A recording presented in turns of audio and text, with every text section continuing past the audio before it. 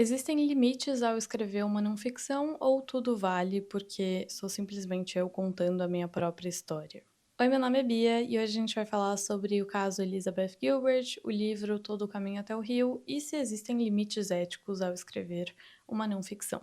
Bom, vou começar falando que esse vídeo não é uma resenha do livro, é só uma análise sobre alguns pontos principais do livro e trazendo reflexões em cima dele, mas vamos começar. Todo o Caminho até o Rio é um livro de memórias da autora Liz Gilbert. Liz Gilbert é a Elizabeth Gilbert, que sempre que eu falo o nome dela eu penso em Helena Gilbert, de Vampire Diaries, mas não, essa é a Liz Gilbert, que eu vou chamar de Liz a partir de agora para facilitar as coisas.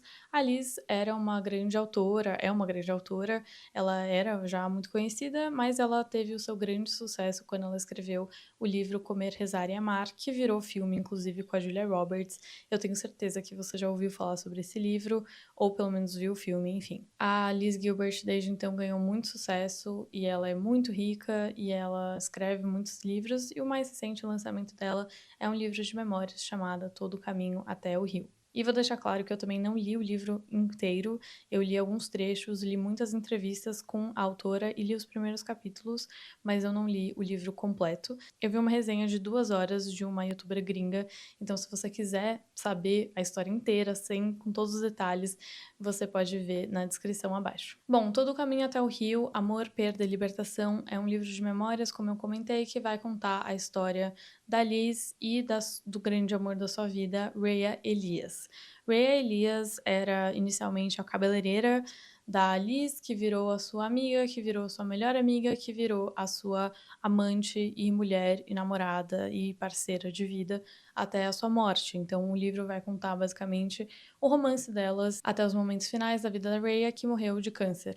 Rhea foi diagnosticada com câncer de pâncreas e de fígado em 2016 e os médicos deram 6 meses para ela viver, então uma expectativa de vida super baixa e realmente uma situação muito triste. E assim que ela recebeu o diagnóstico, a Liz, ela percebeu que na verdade ela estava apaixonada pela sua melhor amiga e que ela tinha que se declarar. Então ela terminou o seu casamento de 9 anos, que inclusive foi o cara que ela ficou no final de Comer, Rezar e Amar, que é um brasileiro, eu acho isso um fato super curioso. Mas enfim, ela terminou o casamento dela de 9 anos assim que ela descobriu o diagnóstico e foi se declarar para Rhea. Rhea acolhe os sentimentos dela, é recíproco e as duas começam a viver um romance muito intenso. Como a Rhea, ela tem 6 meses para viver, ela decide que ela não quer nenhum tipo de tratamento e ela quer viver a vida adoidada e ela quer aproveitar os seus últimos momentos de vida e ela não quer seguir com nenhum tratamento. E aqui a gente tem uma frase da própria Liz que é: o que eu mais lembro daquela época é quão elétrica eu me sentia. Meu corpo e minha imaginação vibravam com o prospecto de viver sem nenhum limite ou regras, de fazer o que a gente quisesse, de gastar os últimos meses de vida da Rhea. Então as duas começam a viver uma vida realmente sem limites e sem regras. As duas fazem as coisas mais e pensem em tudo que vocês puderem imaginar, elas fazem e elas se utilizam de muitas coisas, elas vão aproveitar a vida. E aí a família da Rhea, depois de 3 meses, fala: Rhea, a gente quer que você faça quimioterapia, a gente não quer que você viva mais dessa forma. E a Rhea, ela concorda, ela fala: tá bom, vou fazer quimioterapia. Aqui é um ponto importante a gente destacar que a Rhea, ela estava lutando com a sobriedade dela, ela tinha um vício muito grande em álcool, em drogas, ela se utilizava muito de drogas e ela estava numa jornada, assim, de tentar sair disso, e ela aparentemente estava sóbria há muitos anos, mas aí, aos poucos, ao longo do livro, com o que a Liz conta pra gente, na verdade, a Rhea, ela não estava sóbria esse tempo todo. Ela continuava utilizando álcool e drogas, mas ela não falava pra ninguém. Então, a Liz, ela meio que expõe a Rhea dessa forma, ao falar sobre a sobriedade dela. E quando a Rhea começa o tratamento com câncer, a Liz se torna, além da namorada dela, a pessoa que a sustenta financeiramente e a pessoa que é a cuidadora dela. Então a gente vê aí uma relação que era realmente muito forte, mas também problemática e muito codependente. As duas eram muito unidas, mas de um jeito um pouco tóxico, exacerbado. E aí, nos momentos finais da vida da Ray, as coisas começam a ficar ainda piores, porque ela tá fazendo o tratamento com câncer e ela tá sofrendo muita dor, ela tá em muita dor. Então, os médicos decidem que eles vão receitar alguns opioides pra ela. Ela começa a utilizar a morfina, mas como ela já tem um problema muito grande com drogas, ela abusa disso e ela se torna de novo viciada em drogas e ela usa morfina, fentanil, cocaína, enfim, uma grande variedade de drogas.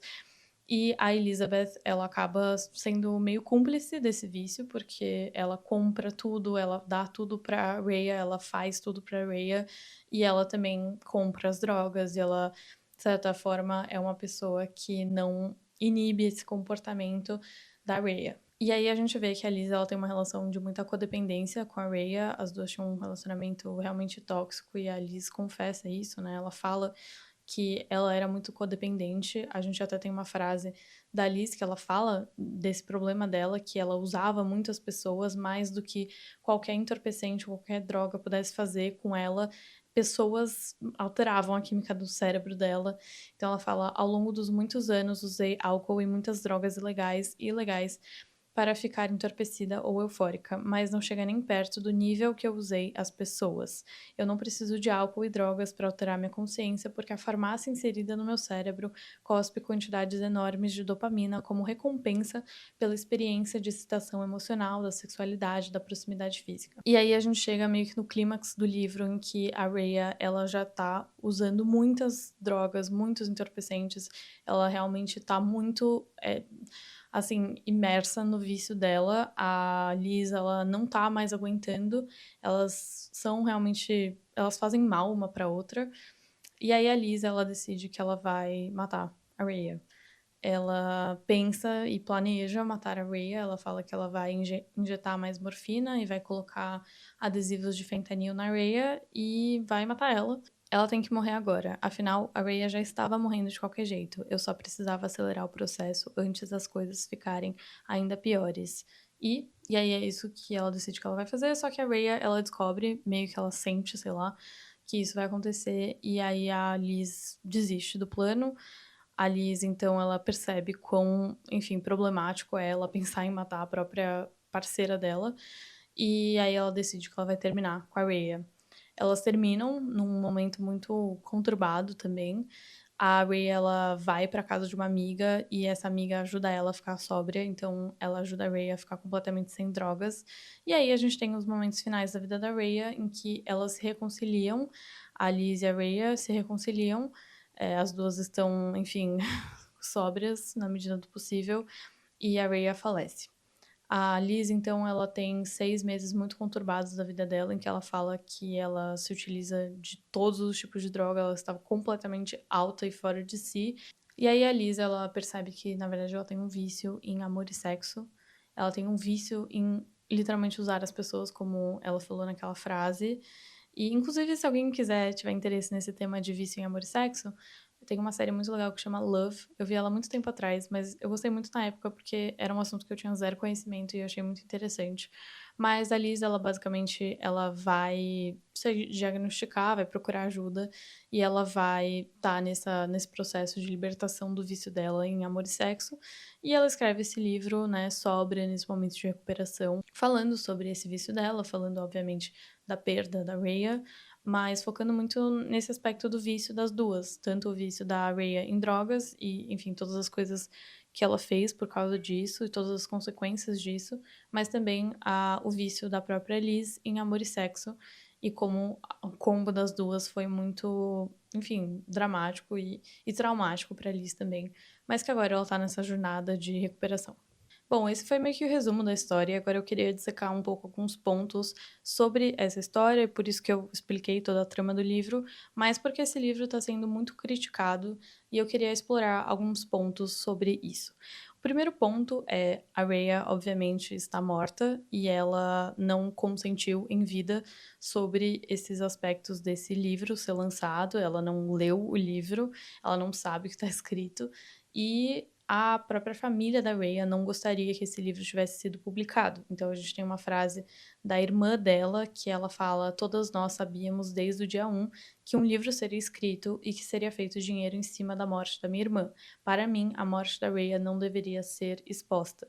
Então aqui a gente vê expressamente a irmã dela dando uma entrevista para uma revista falando que ela não gostaria que essa história tivesse sido escrita. Ela acha que foi muita exploração, assim, colocar a vida da Rhea e a morte da Rhea de uma forma que a Elizabeth Gilbert acaba lucrando em cima disso e expondo muito a vida de uma pessoa que não está mais entre nós, né. E aí, meio que convenientemente para rebater isso, talvez até prevendo o que as pessoas poderiam pensar sobre a Liz ter escrito de forma tão crua e tão honesta e sincera sobre a vida da Rhea e sobre a morte da Rhea e sobre os vícios da Rhea, sem ela saber o que está sendo escrito, que a Liz fala no primeiro capítulo do livro dela, nas primeiras páginas, que a Rhea, na verdade, consentiu em morte, o espírito dela apareceu e disse pra ela que ela podia escrever o livro, e por isso que a Liz escreveu tudo. E aqui eu vou transcrever, vou falar pra vocês o que tá na tradução do livro. Quanto ao livro, simplesmente escreva aquela todinha. Conta pra todo mundo exatamente o que aconteceu, conta todas as coisinhas que aconteceram. Não se preocupe em proteger a minha dignidade ou a sua. Só mete o pé. Coloca tudo no papel. De que me serve a dignidade agora? Você também não precisa de dignidade. Então, que se está na hora de você escrever um livro completamente sincero sobre vício, o seu e o meu. Vai ajudar algumas pessoas, então não se segure. Eu gosto do título Todo Caminho até o Rio, mas que eu sei. Estou morta, você deveria perguntar a alguém que está vivo, haha. Essa questão me deixa bem desconfortável, confesso. Eu tive muita dificuldade, assim, de ler isso e perceber que a Liz, ela realmente colocou isso nas páginas, ela realmente colocou que a Liz, que a Rhea consentiu com a história e ela consentiu com tudo que estava lá, porque a Rhea apareceu pra ela em espírito. E aí fica uma coisa muito questionável, assim, né? Assim, com todo respeito a Liz, porque ninguém pode falar que isso aconteceu ou não aconteceu, sabe? Quem vai falar pra Liz que a namorada dela não apareceu pra ela?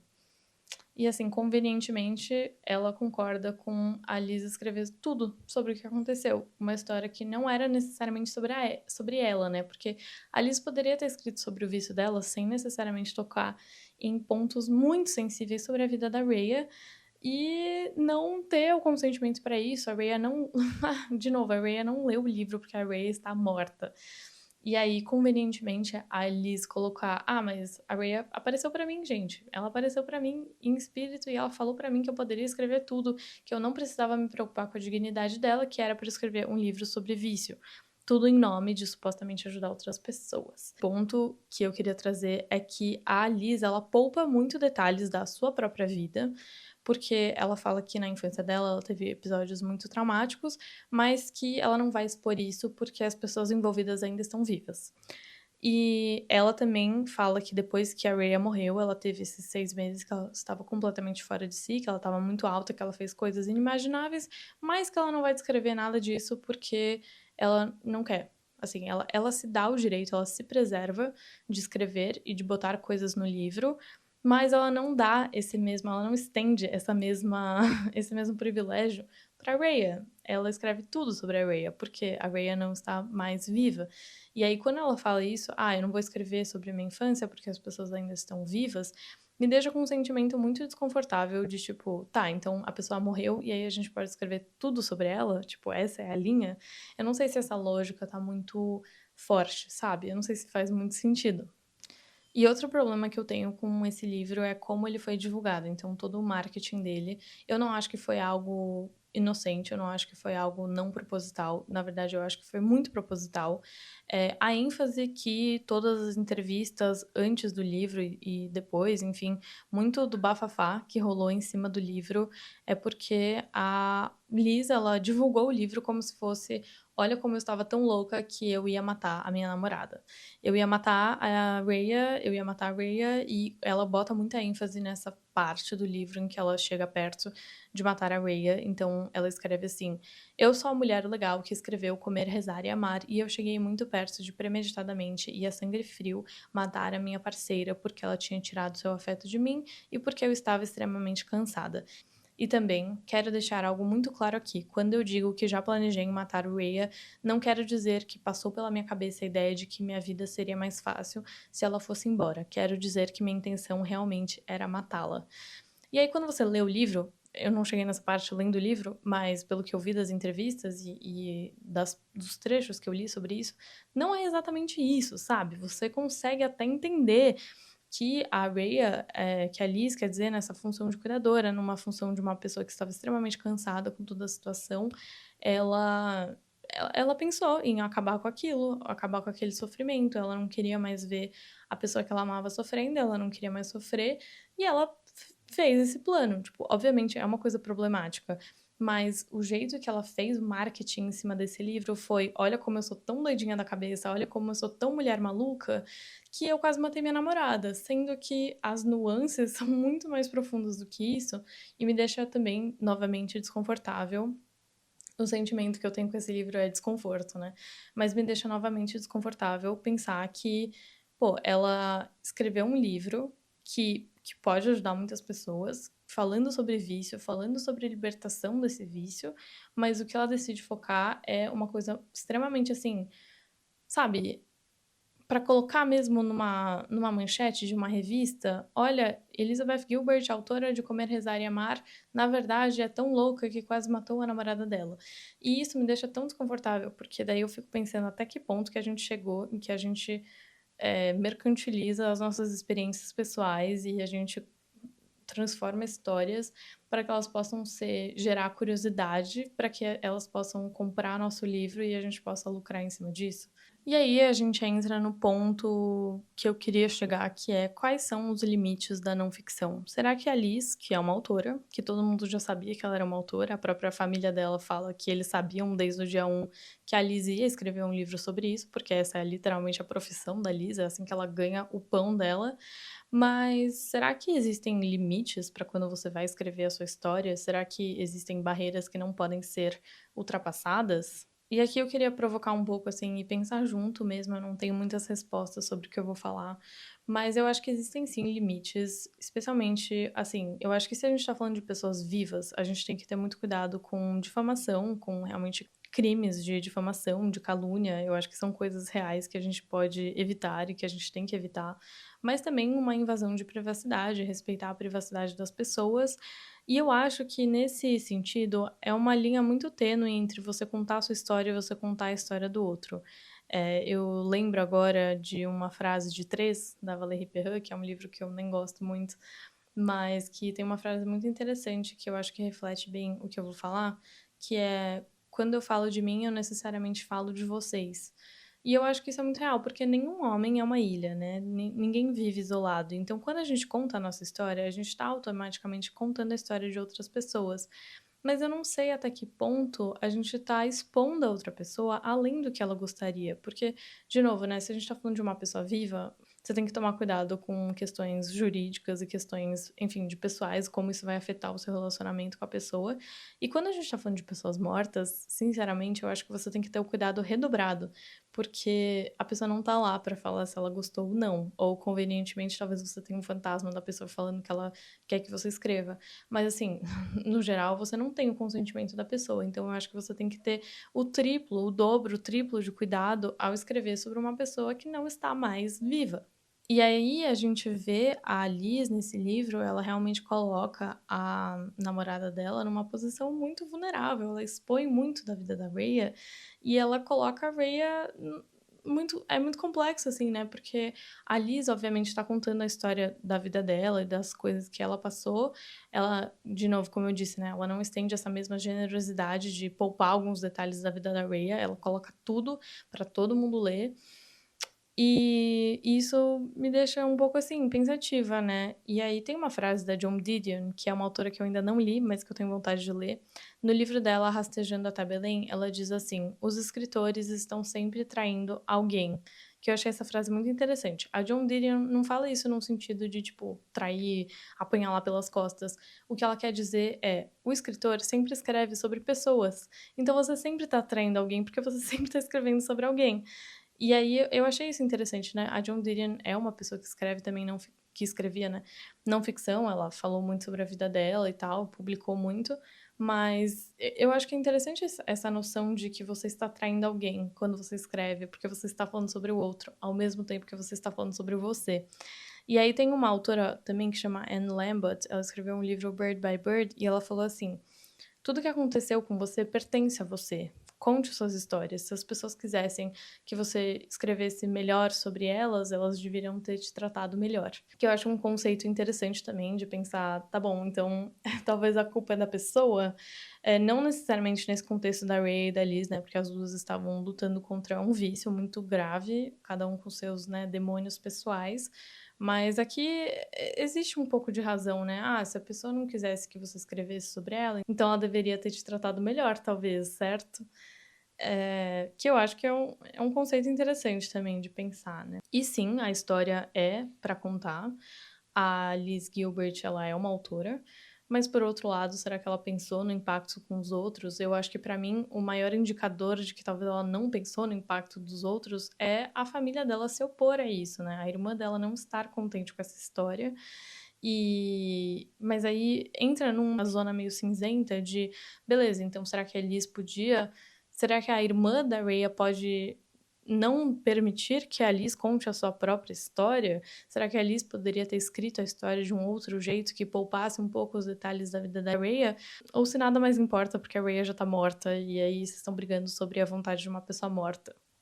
Eu fiquei pensando também sobre, beleza, mas será que esse livro poderia simplesmente nunca ter sido publicado? A Liz poderia ter escrito esse livro, mas nunca publicado. Ela poderia ter escrito para uma forma de meio que exorcizar toda essa experiência que ela teve, muito traumática, obviamente, mas será que isso precisava ser lucrado em cima disso?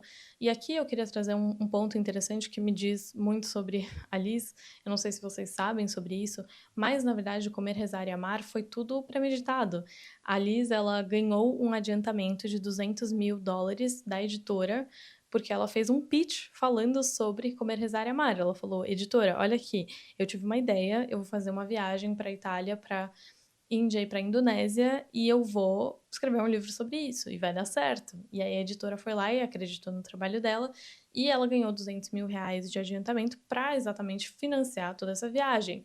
Então, quando você. Eu nunca li o livro, né? Mas quando você vê o filme, não é essa sensação que eu tenho. Eu tenho a sensação de que ela jogou tudo para alto e ela foi fazer essa experiência super espontânea, mas na verdade não, era tudo planejado que me faz questionar um pouco, pra ser bem sincera, me faz questionar um pouco da sinceridade dela e se, na verdade, ela escreveu tudo isso pra lucrar. E aí vem um outro ponto, né? Será que tem algo errado em você lucrar? Será que tem algo realmente errado em você querer ganhar dinheiro em cima das suas experiências? Porque, querendo ou não, essa é a vida do autor que escreve não ficção. Ele ganha em cima da própria vida. E será que isso é errado? Será que isso é contestável? Isso é moralmente, eticamente questionável? Ou não? Ou é normal? Só que a autora pode escrever sobre a própria vida, ela pode ganhar dinheiro em cima disso. Inclusive, ela deve ganhar dinheiro em cima da sua arte. Fica aí o questionamento. Porque para mim vem muito forte essa questão do capitalismo, assim, como realmente uma força motora de histórias. Tipo, será que as pessoas publicariam histórias, escreveriam livros, se elas não fossem ganhar dinheiro em cima disso? Mas será que tem algo tão errado em querer ganhar em cima disso? Enfim, isso alugou um triplex na minha cabeça. E como a fantasma da Rhea fala para Liz, eu quero que você escreva um livro sobre vício. A Liz, ela escreve o livro nesse sentido, né, para ajudar pessoas que têm vício a procurar ajuda. E é meio que um relato para você, no final do dia, esse é um livro de memórias, mas também é um livro de autoajuda, né? O livro ele tem esse teor bem autoajuda de desenvolvimento pessoal e como você pode sair dos seus vícios e tal. Então, no final, eu acho que o meu problema com essa história é você pegar uma coisa traumática que aconteceu e você transformar isso num livro de autoajuda. Isso me pega um pouco, assim, isso me deixa um pouco desconfortável, porque você tá lucrando, você tá lucrando em cima da vida das outras pessoas, da tragédia de outras pessoas, né? E beleza, a Liz, ela conseguiu dar a volta por cima, mas a Rhea não. E a Rhea, ela vai ficar pra sempre com a imagem da pessoa que era viciada em drogas, sabe? Aí eu fiquei pensando também em outros livros de não ficção, porque eu gosto muito de ler não ficção, eu gosto muito de ler livros de memórias, e aqui eu separei 3 exemplos, e como eu acho que eles se diferem de Todo o Caminho até o Rio, porque eu acho que eles não são problemáticos. Primeiro Estou Feliz que Minha Mãe Morreu, da Jeanette McCurdy. Eu acho que esse é um livro, obviamente, que tem um título bem provocativo, ele é um pouco, assim, chocante para você se interessar, então, de certa forma, existe esse elemento de você fazer um marketing em cima do livro e gerar engajamento, gerar curiosidade em cima de uma tragédia, que é a morte da mãe dela. Mas eu acho que a Jeanette McCurdy fala muito sobre a própria vida e a experiência dela e como as ações da mãe dela refletiram na vida da Jeanette McCurdy. Não é um livro sobre a mãe dela, se faz sentido. E também não tem o teor de autoajuda. Eu acho que a Jeanette McCurdy escreve muito sobre a vida dela, ela quer ser autora agora, e ela quer deixar de lado o passado de atriz dela, ela fala sobre outros temas também, e eu não sinto que tem esse teor de autoajuda, eu sinto que é só, tipo, ela contando a história dela. Um outro livro que é um dos meus preferidos é Aos Prantos no Mercado, que a Michelle Zauner conta a história da família dela, da mãe dela, né, e como ela perdeu a mãe dela pro câncer. Eu também acho que é um pouco parecido com o da Jeanette McCurdy. Esse é um livro muito mais sobre a experiência da Michelle perdendo a mãe dela do que um livro sobre a mãe dela, porque ainda nos momentos em que a Michelle fala mal da mãe, ela ainda assim mantém sempre o respeito e a postura, e eu sinto que não necessariamente é o que aconteceu com Todo o Caminho até o Rio, da Liz. E por último, e que eu acho que talvez é o mais interessante por trazer um aspecto mais parecido, é O Desabamento, do Edouard Louis, que eu li esse ano. O Desabamento vai falar sobre o irmão do Edouard Louis, e ele vai falar sobre... Vai ser um retrato bem cru e bem honesto, bem brutal, assim, sobre o irmão dele, porque o Edouard Louis não poupa nenhum detalhe sobre a vida do irmão. Você realmente fica, assim, meio enojado com o irmão dele, apesar de terem momentos bons, eu acho que, no geral, a pintura e a imagem que você tem sobre o irmão falecido do Edouard Louis é muito negativa. E a gente tem até um trecho do livro em que é meio metalinguístico, assim, meio quebra da quarta barreira, assim, porque a gente tem uma cena em que a irmã do Edouard Louis confronta ele sobre escrever livros sobre a própria família. Ela fala, tipo, por que você publica essas coisas, expondo a nossa família? Então eu acho interessante, né, que a gente tem uma própria meio que crítica, talvez, da família do Edouard Louis, que talvez não queria que ele tivesse escrito essas histórias, mas que no final são as histórias que ele tem para contar e que ele quer contar e que ele pode contar. Então, por que não escrever sobre isso? Esses 3 livros, apesar de eu achar que tem elementos parecidos, primeiro, nenhum deles tem esse teor autoajuda no final, e segundo, todos eles são sobre relacionamentos de família. E eu acho que é diferente você falar sobre a sua família e sobre as suas experiências familiares do que você falar de um relacionamento amoroso, romântico que você tinha e a família daquela pessoa também, porque você entende, tipo, eu escrever um livro sobre a minha mãe é muito diferente que eu escrever um livro sobre o meu namorado, porque daí eu acho que você entra num território muito mais cinzento. A Liz, apesar de ser, né, ter convivido e namorado com a Rhea por muito tempo, e as duas se conhecerem muito bem, obviamente, ela não é a família da Rhea para saber toda a complexidade dela, ela não é a família da Rhea para saber todas as nuances da vida dela. Eu acho que é um pouco mais delicado quando você escreve sobre uma pessoa que não é da sua família. Eu não sei, eu tenho essa sensação, assim, eu acho que o limite, ele é um pouco ultrapassado, assim, quando você escreve sobre alguém que não é da sua família, porque não é uma pessoa que você conhece desde o dia que você nasceu. Faz sentido? Talvez não faça sentido, mas eu tenho um pouco dessa impressão, assim, eu acho que escrever sobre família, apesar de ser mais delicado e mais íntimo, é a sua família, sabe? O seu nome também tá na reta. Agora, ela escrever sobre a Rhea, eu não sei, sinceramente, eu não sei. E aí, talvez a gente volte pra John Didion, que também escreveu sobre o seu marido. Eu não sei exatamente o teor do que ela escreveu, mas será que a John Didion tá certa? Então, os escritores estão sempre traindo alguém? Eh, e aí eu fiquei muito com esse questionamento. Esse vídeo não é, de qualquer forma, uma resposta. Eu queria trazer realmente perguntas pra gente discutir nos comentários. Mas eu fiquei muito pensativa, assim, sobre quais são os limites éticos da não ficção, sobre o que um autor de não ficção tem que se preocupar. Se utilizar da vida das pessoas é correto, ainda que você esteja, sim, falando sobre também a sua vivência com elas. E se os mortos não têm voz? Tipo, será que realmente os mortos não têm voz? A gente pode escrever o que a gente quiser porque eles estão mortos? Ou não, a gente deveria ter ainda mais cuidado ao escrever sobre mortos, porque eles não estão aqui para falar sobre se eles concordam ou não, se eles estão de acordo ou não, se eles querem expor isso. Porque eu acho que mesmo a pessoa morta, ela ainda tem o direito a ser respeitada, ela ainda tem a dignidade dela ser preservada, e a família, enfim. Então, eu não sei, eu fiquei muito pensativa sobre isso esses dias, eu pesquisei muito, eu tive um hiperfoco completo em Liz Gilbert, eu realmente, assim, fiquei, assim, fascinada pela vida dela. Bom, me contem nos comentários se vocês têm opiniões, se vocês concordam, discordam, eu acho que eu deixei o meu pensamento meio que claro, mas eu também não tenho muitas respostas sobre vários aspectos, então eu adoraria discutir com vocês nos comentários, e me falem que tipo de vídeo vocês querem, se vocês querem algum tema específico, eu ficaria muito feliz em pesquisar e, enfim, postar mais aqui no YouTube, como eu já disse, e é isso. Tchau!